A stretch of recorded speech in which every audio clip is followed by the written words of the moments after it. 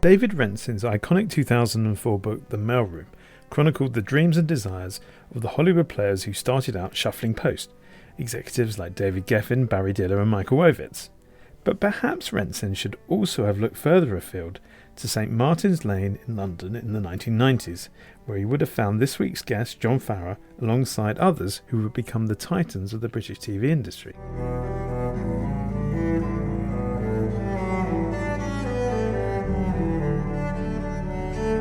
Jon started out in that mailroom of ITV franchise Carlton Television before his career took him to UKTV, MTV Networks, NBC Universal, BBC Studios, Sky Showtime and now SVP Group Editorial and Britbox. He's seen the TV industry from all sides, and his career really reflects its evolution from linear to on-demand distribution and consumption.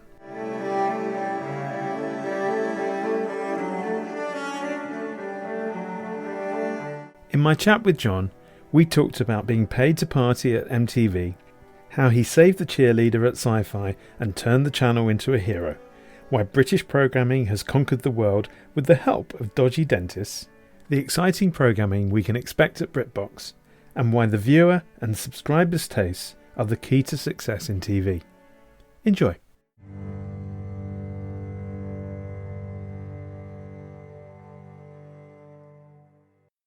Hi Jon, welcome to the podcast. Hey Danny, good to see you. Lovely to see you too. I always like to start with a fun question to get the creative juices flowing, which is, if you could have started in the post room of any company other than Carlton, which one would you have chosen then and now? Gosh, well, there's a question. I'm not sure I've been asked that before. Let me think. I have to say, I sort of started my career in the sort of mid 90s, and early. I was in my early 20s back then, and I think sort of working at Channel 4 would have been amazing. I mean, I was just such a fan of Channel 4, and it was the sort of era of, I don't know, Brass Eye and Dom Jolly and Father Ted and Eurotrash and all those shows. So I think purely in terms of working somewhere that would have just fitted with my sensibility, I would go with Channel 4. But looking back at it now, from all, across all these years, actually I think Carlton was an amazing place to start.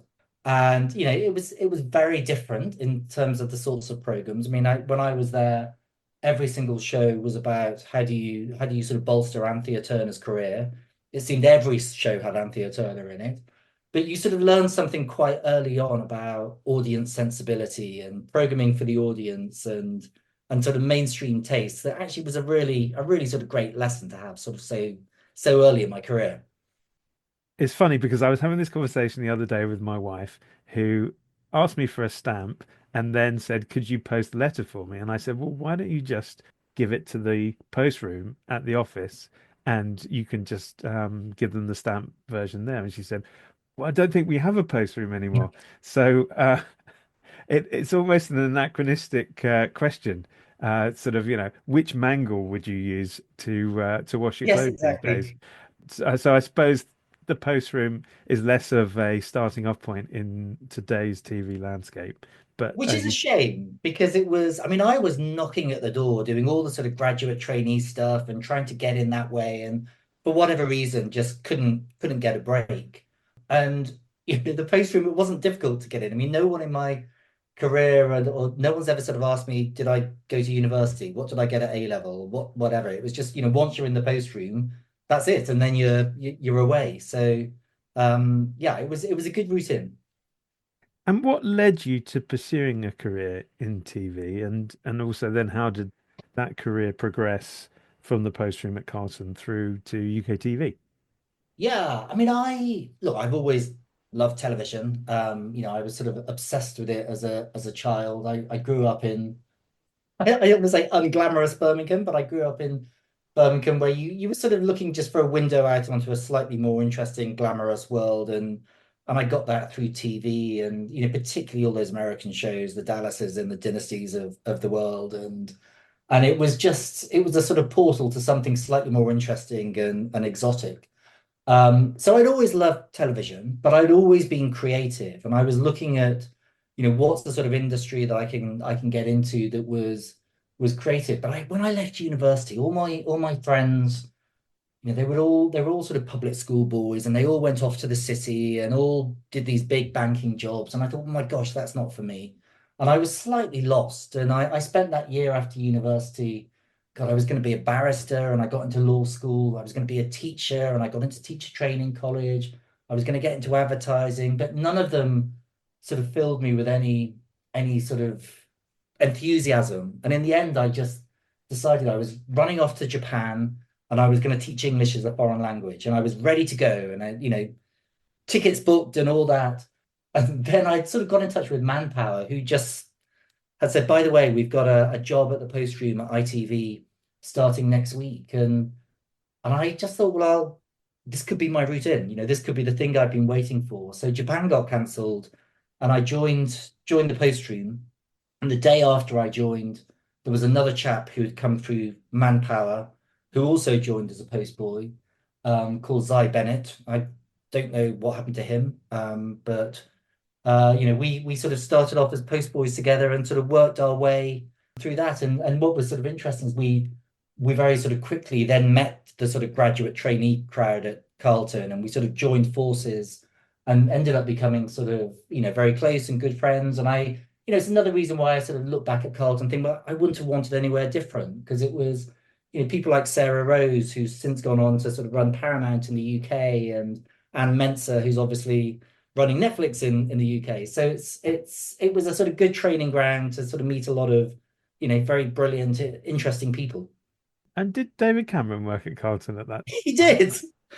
He did. I know Zai claims that he delivered David Cameron's post. I don't remember him ever doing a David Cameron drop. I don't think there was anything as glamorous as that. But David Cameron definitely lurked there in Portman Square, and we were sort of over at 101 St Martin's Lane.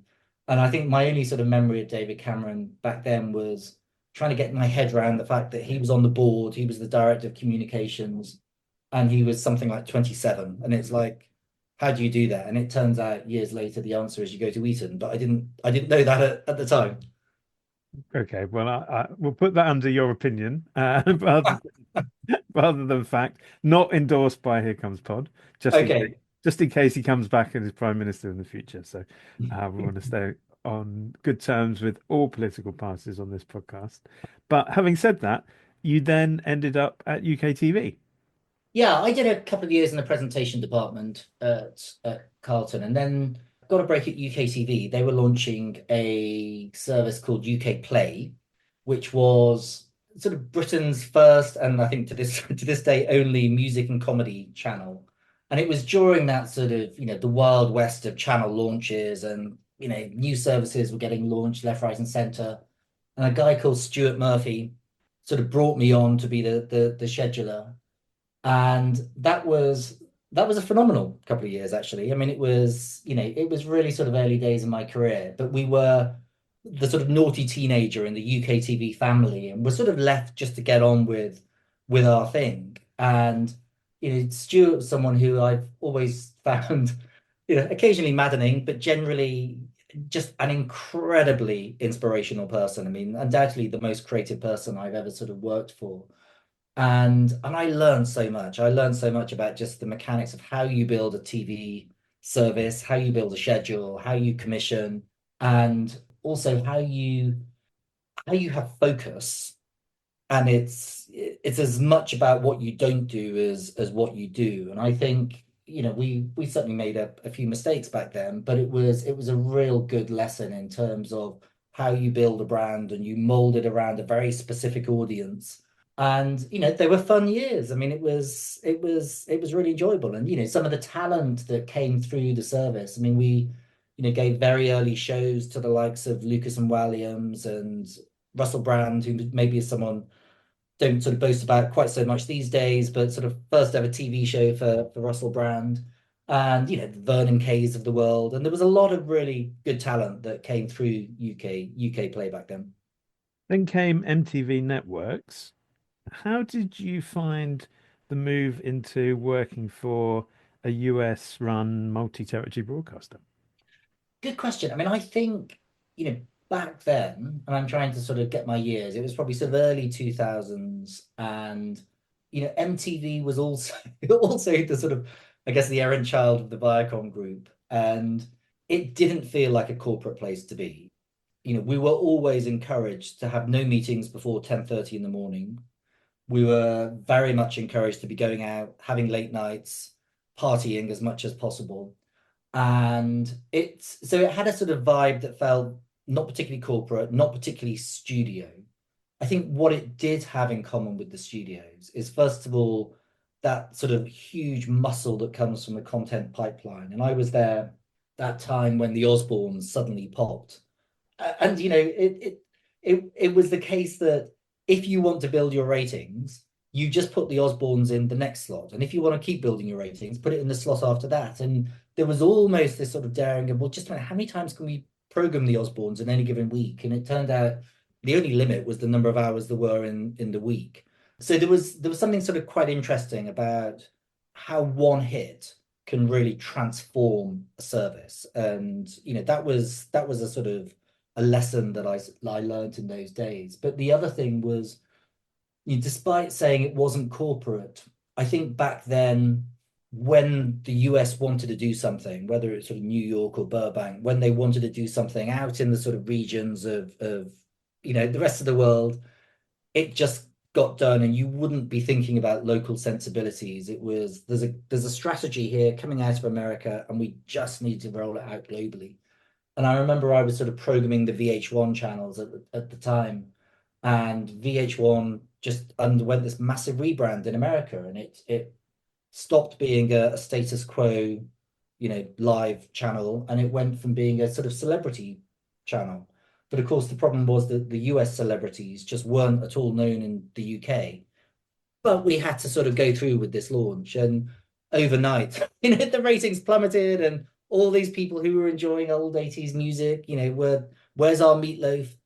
And what's this awful sort of celebrity stuff? And I think it was again, a sort of real lesson in terms of, you've got to keep thinking about local audiences when you make seismic sort of shifts in the strategy. But we were very much just caught in the midst of this big global rollout, and it was just going to happen no matter what the sort of local markets said.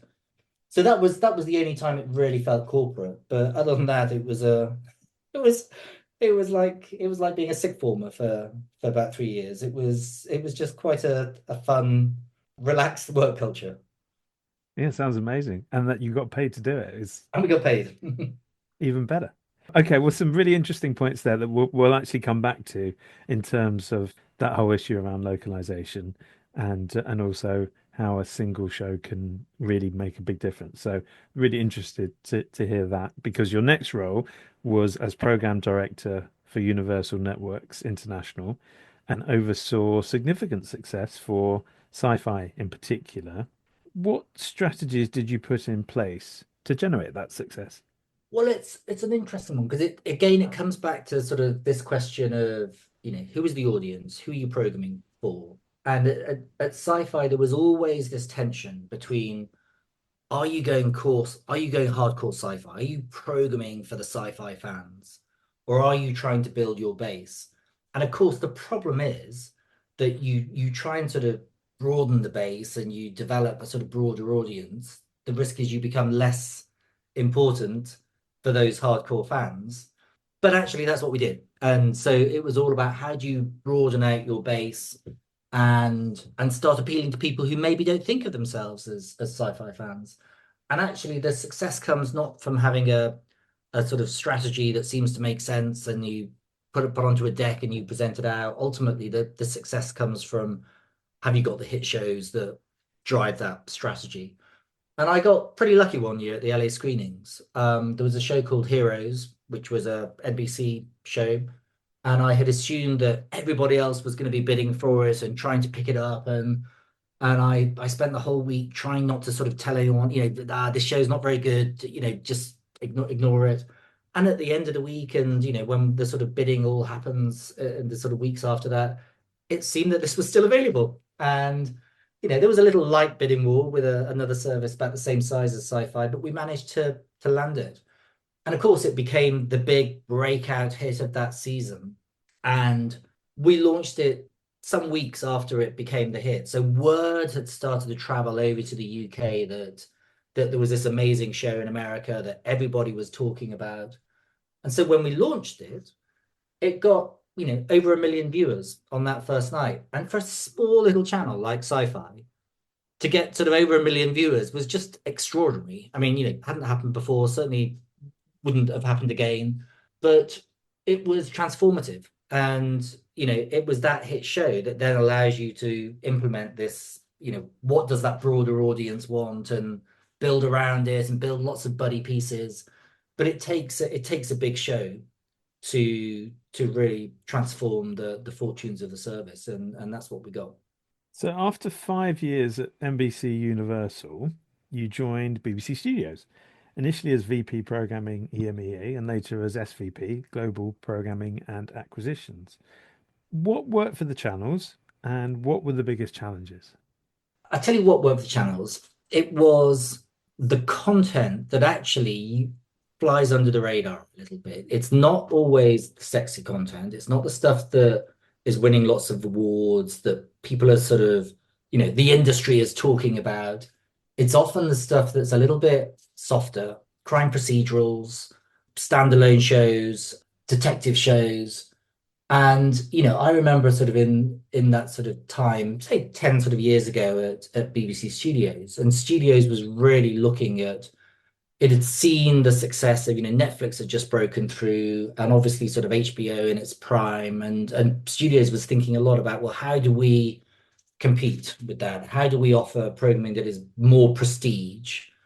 But of course, every single year, the sorts of shows that were selling for BBC Studios were the Death in Paradises of the world, and those shows that maybe as an industry we don't talk about very much, but the audience absolutely love them. And I think, one of the sort of things in my career has been really about trying to get the services I've worked on focused a lot more on what it is the audience are talking about, not just what we as programmers and as industry insiders are talking about all the time. But the other thing was that, so much of that channel strategy was it was a B2B strategy. So it was really about how do you get those affiliate partners enthused about the show? And so a huge, or enthused about the services, the channels. And so a huge part of what I was doing was going out to markets and pitching and, selling the BBC. And of course, nothing does that better than the natural history content. And you look at BBC's output as a whole, and it is extraordinary. It is so varied. There's so much strength across so many genres.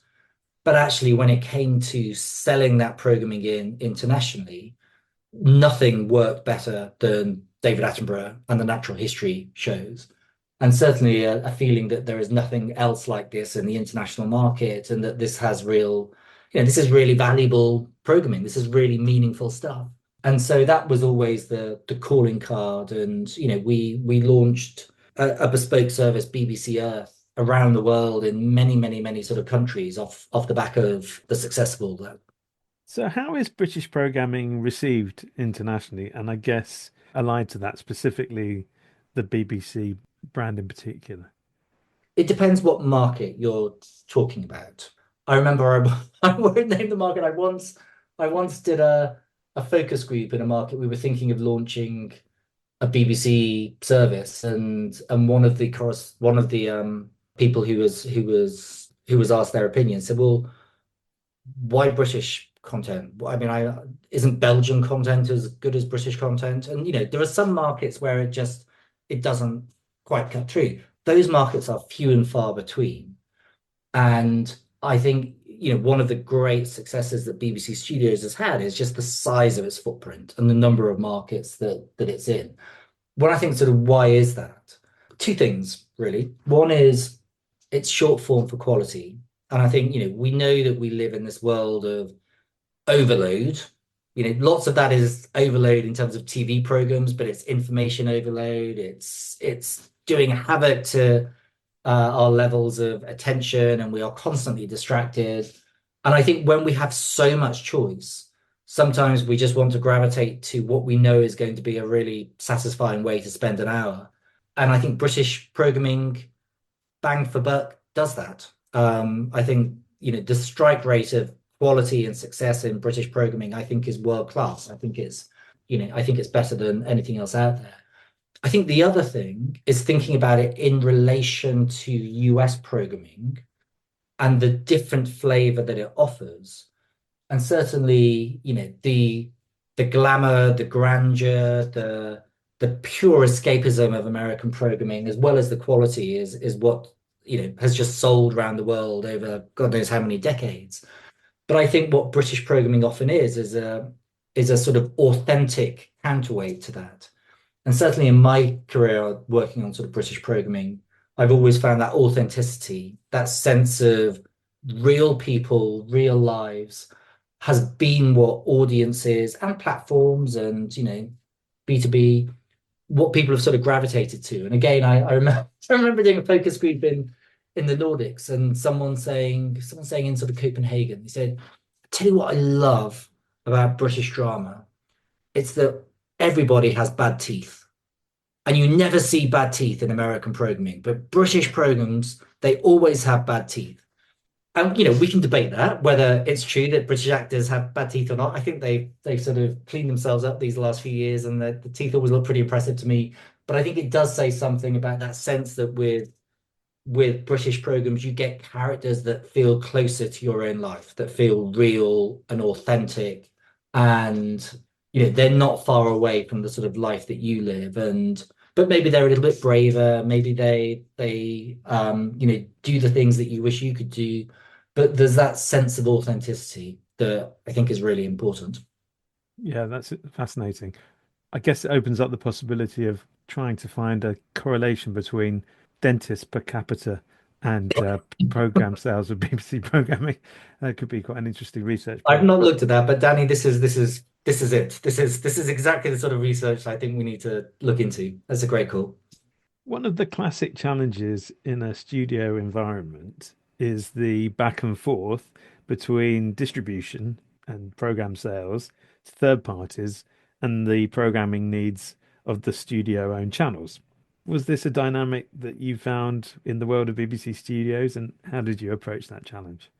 Good question. It was. I mean, undoubtedly it was. And I think, look, it's the story of for any of us working in programming, this is the story of our careers, isn't it? It's the dynamic between are you going to make more money selling content or are you going to make more money putting it on your own services?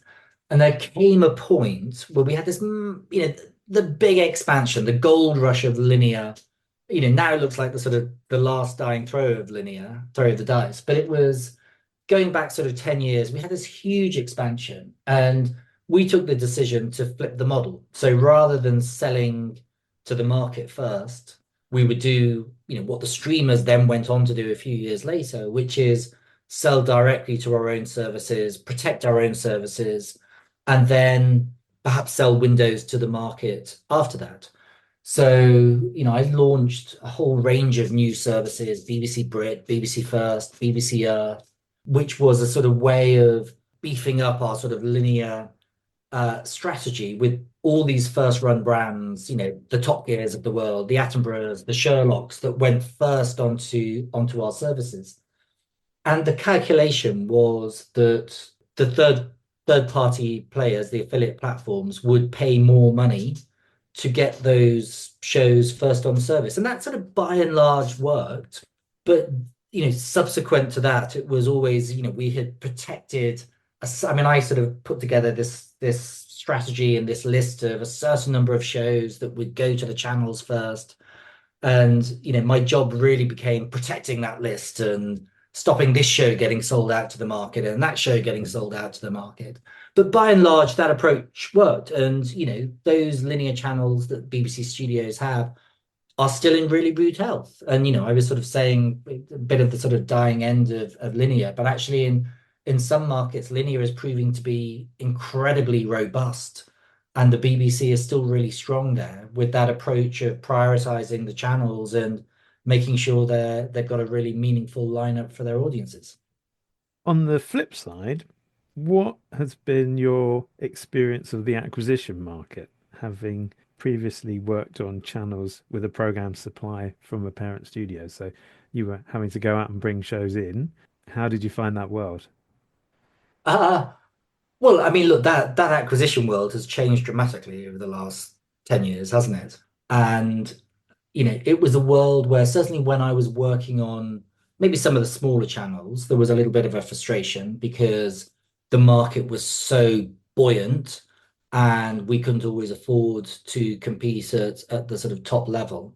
I think as I've sort of found, as I've sort of gone on with my career, overseeing programming for Sky Showtime, now overseeing programming for Britbox, we're in very different market conditions. And undoubtedly it's a buyer's market right now. And I certainly find for British programming, as you know, sort of Britbox is wholly owned by BBC Studios now, and we've got great output deal with the BBC. But we also have so much choice in the market because there is less British programming being sold into the US right now. I think there's sort of more focus on homegrown content. But that creates really great conditions for BritBox to be able to flourish. And I think we just have the choice of so many brilliant shows that we can invest in and co-fund and get made. So it's certainly sort of changed over the last over the last 10 years from being very much a seller's market to one that I think is much more in the hands of the buyers now. How did you learn it? How did you make those first steps into the market? Because having come from a scheduling point of view and a channel point of view, what was your first MIPCOM? What was, Oh my God, my first MIPCOM was I mean, I was about to say a total disaster. It was brilliant. I had a great 4 or 5 days. I remember being slightly overwhelmed, thinking, what on earth is this? And bless her, sort of Emma Tennant taking me by the hand and showing me the sort of ropes of the market. And I think my second day there, this is going way back. I was buying for UK Play. My second day there, I had a meeting with a distributor and it was on a yacht, and it was just me and this distributor, and they were a fairly small distributor, and I was dined, and I felt like, my God, I'm so important. This is just, someone's dining me on a yacht, and they wanted to sell me this 88-part animation called Duckman. I'd never heard of it. I don't think anyone outside of the people who made it have really heard of it. But of course, I walked away from that so like, oh my God, this is just incredible. I've just been on a yacht. Someone's trying to sell me the show, and I went back to the office and I bought the show, and I obviously overpaid, and nobody watched the show. And I think it was quite a salutary lesson in how not to acquire programming. So look, I think sort of since then the one watchword for me is always thinking about audiences and is this the right thing for the audience, not is this the right thing for me as a buyer. I think as someone who sort of negotiates shows, you learn the hard way. If there are deals that close ridiculously quickly and painlessly, you probably paid too much money, and you have to sort of keep going back and reevaluating. And it's normally those ones that are, you're pulling your teeth out and they're quite painful, that you come at the end and you think, well, that was okay. I got a good deal there. And and of course you sort of learn just how much is about partnerships. And it's the same. I mean, Danny, we've known each other a long time. It's the sort of same people that you see year in, year out, decade in, decade out to some extent. And so much is built around partnerships and wanting to make sure that, yes, you want to win, but actually, these suppliers are people that also want to win and that you want to do business with long term. And you have to sort of play the long game. and part of your role for some time has been leadership of big teams. How do you think you became a successful leader? And is there a big difference, a big cultural difference between how you approach that kind of leadership role in a US corporate environment and a UK corporate environment? It's a good question. I don't know if there's a big difference. I mean, I think one of the sort of leadership challenges in a sort of US environment is how you sort of manage your Burbank-based or New York-based boss or leadership team or board. So that sort of managing up becomes something that you have to be, I think, sort of more cognizant and mindful of when you've got the pond that's separating you. I think when I look at my leadership journey, it's a journey of how you sort of remove your own ego. And I think when you're sort of starting out in leadership, it's, you puff out your chest and it's, well, this is what I think and this is what is important to me, and come on, let's all get behind this. And of course, as a leader, you are there to articulate a vision. You have to lead out front. But actually, the single thing that I think I do now as a leader and that is at the heart of, who I am is an enabler. How do I create the conditions for my team to flourish? And to some extent, what you need to do with leadership is recruit great people and then just get out of the way. And a lot of what I do is thinking, how do I get my team to look good? How do I empower them? How do I give them the wings to really be center stage and to flourish here? I look at what I do now, and I did a lot of work with my team over the last year on our vision, on how we want to operate and what our points of difference are, how we grow, all of those things. But having done that, it's for them to have sort of total freedom to think, well, how do I enact that? How do I make that happen? And having as much sort of freedom for the teams to operate in as possible is, at the heart of my leadership style. You left BBC Studios to become head of programming at the Paramount and Comcast joint venture Sky Showtime, having built up a deep level of expertise in streaming as global VOD director for BBC Studios, editor-in-chief of BBC Select, and also part of the Britbox team. What are the key elements to a successful SVOD service? Well, undoubtedly, it's a total audience obsession. I mean, you just need to know your audience inside out, and you deliver religiously, consistently against that audience. And I I think it's interesting when you are a four quadrant service. So when you are trying to get all audiences to watch, because then you're competing against Netflix and it's okay, slightly more limited pockets than maybe it once had, but still in the grand scheme of the market, limitless pockets. And there's a sort of fundamental challenge there, which is how do you have focus, and by focus I mean real focus on audience and audience growth with finite resource. And that was a sort of big challenge at Sky Showtime. It certainly had more resource and more muscle than any service I had worked on previously. Huge output deals with Comcast and with Paramount, but it launched in the market really late.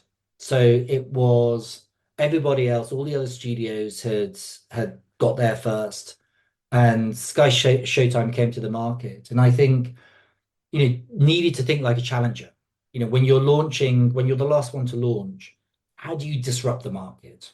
How do you act like a challenger? And I think that's actually quite difficult to do when you're also trying to be a very broad-based four quadrant service, because the obvious way of being a challenger is to think we're going to go after this one specific audience and do it better than anybody else in the market. But when you're trying to go after all audiences, it's quite difficult to do that and quite difficult to disrupt. And I think Sky Showtime, had a big budget and we were able to originate, and I sort of stepped into the shoes of HBO Europe when they came out of their original strategy and took on their programming and continued sort of producing that and putting it on the service. But I think the sort of question for a service like Sky Showtime is, when you are coming to the market that late, what is your purpose? What are you there to serve? Who are you there to serve? And I think it's probably a question Sky Showtime is still answering. And in Sky Showtime, and to some extent BritBox, probably more in the early days, you were on the inside at two SVOD joint ventures. Yeah. What do you think are the strengths and the weaknesses of the joint venture model? Well, I mean, look, the strengths undoubtedly are what both sides can supply. And so at Sky Showtime, they sort of complemented each other quite well, because actually coming from the Comcast side, Peacock wasn't, I mean, I think Peacock has raised its game significantly over the last sort of year or two, but Peacock was still finding its feet, and we weren't getting great series through Peacock, but we had that extraordinary Universal catalogue of films. On the Paramount side, of course, Paramount's made some good films in the past, maybe not to the sort of the extent and the volume that Universal has. But you had those amazing shows that were coming through Paramount Plus, particularly the Taylor Sheridan back catalogue. So I think the strength is when you sort of look from a portfolio holistic level at what both parents can offer. I think the challenge is that they were jealous parents, and you don't want to sort of give a little bit more love to one parent because the other parent is, well, just a minute, we're not getting this. Where's the love here? And I think it's not something that was falling on me a lot to do. I think we were sort of a lot of the leadership team were protected, but I think when you've got two sort of jealous parents shuffling to be the sort of most important one, it's how you sort of keep both happy. So, that was the challenge, but I think, far outweighed from just that strength of pipeline that, undoubtedly in the world that we're in at the moment, you've got to muscle up that pipeline. And it made total sense for Comcast and Paramount to come together in Europe, rather than sort of try and go it alone to compete against Max and Disney and Netflix and so on. In December 2023, you joined Britbox as SVP, Group Editorial and Content. What was the brief, and was it a homecoming to be back at the BBC? Yeah. Well, when I came back to ITV because it was still a joint venture, and it was only about sort of month three or month four that it turned out BBC was buying Britbox outright, and then it really did feel like a homecoming, and I was literally two desks away from my old desk. My brief was and is to oversee the content supply, the editorial strategy, the merchandising, how the programming sort of shows up at a group level. But just given the size of our North American base, of our sort of North American audience, with a particular focus on that. So I've got a commissioning team in London whose job is to, bring the best possible projects through at the earliest stage. And then I've got a sort of channel team or a sort of strategy planning merchandising team in New York who also own the budget, and so we sort of make decisions as a group.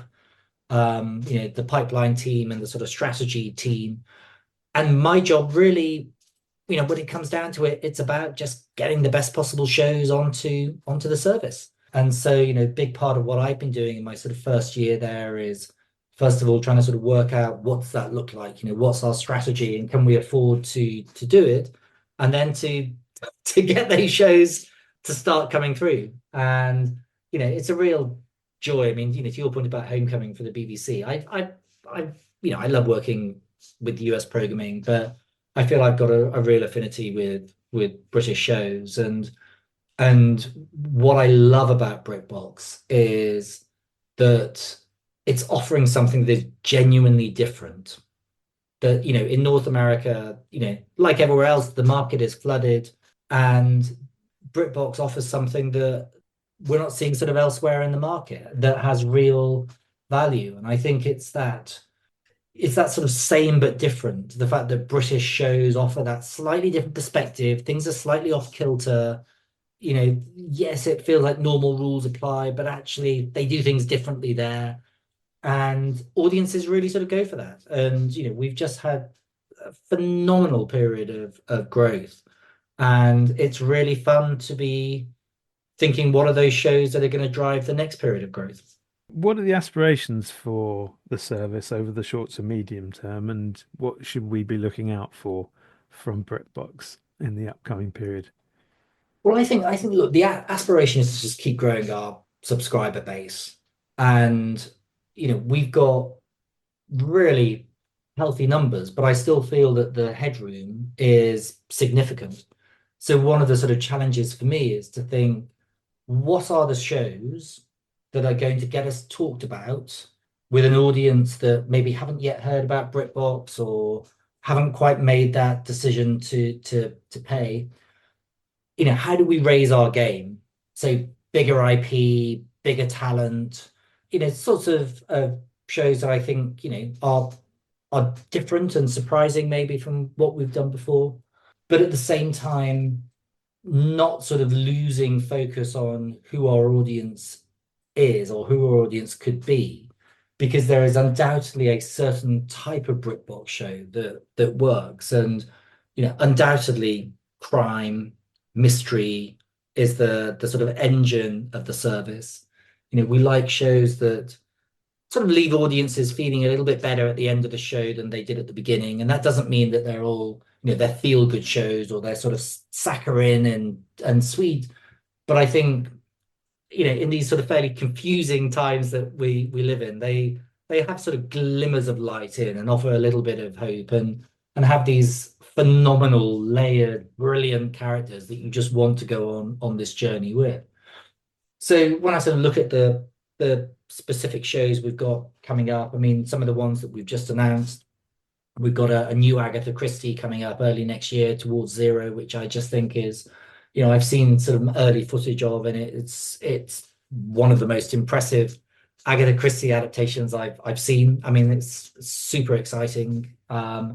We also talk a lot about, because our audience tends to be a little bit older, and this is again thinking about a challenger brand and zagging when everyone else is zigging. And one of the things Britbox has always done brilliantly is when there was that chase to get, how do you get more young adults who are the engine room of streaming?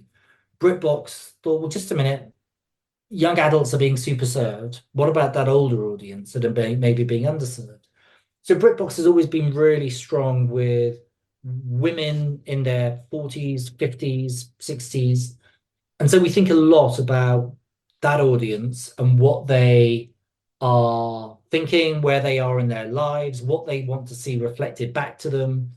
So at the moment, we're producing a show called Riot Women, which is written by Sally Wainwright and is the story of four women in the north of England who are fed up with where they've got to in midlife, and they just have this sort of Shirley Valentine moment of just wanting to break out and just do something totally different. And so they form a punk band. And so they try and become these punk stars. And it's Sally Wainwright. I mean, it's all of the sort of crackle and the wit and the characterization that you expect from her. But that sort of premise of, I sort of call it midlife unshackled, is something that I think is going to be really relevant and potent, I hope, for our audience. So that's one that I'm super excited about. Very good. Looking forward to it. Looking back, what would be the biggest lesson from your career that you would pass on to your younger self? Uh, I think there's probably sort of two lessons actually. One is just in terms of how you think about TV, and the lesson for me is just a relentless focus on the audience. And there are times in my career where I've sort of programmed for myself. I programmed for what I thought the market was without getting close enough to, but really, who is the audience? And I think it's something I just think I see in TV more generally. And I sort of call it the succession effect that, a year ago, 2 years ago, all we ever talked about as TV executives was Succession. And it's clearly the greatest TV drama of all time, or one of them. I mean, it was just, amazing. But I remember seeing some sort of HBO stats. I think these were HBO Europe stats of most viewed shows in any given year, and it was number 10 or number 11. So, it was thereabouts, but there are another 10 shows above it that weren't getting talked about in the industry. And I think we can sometimes, as programmers, get lost in wanting to be prestige, in wanting to do these shows that win the awards and they get talked about. And I don't think that's always where our audience is.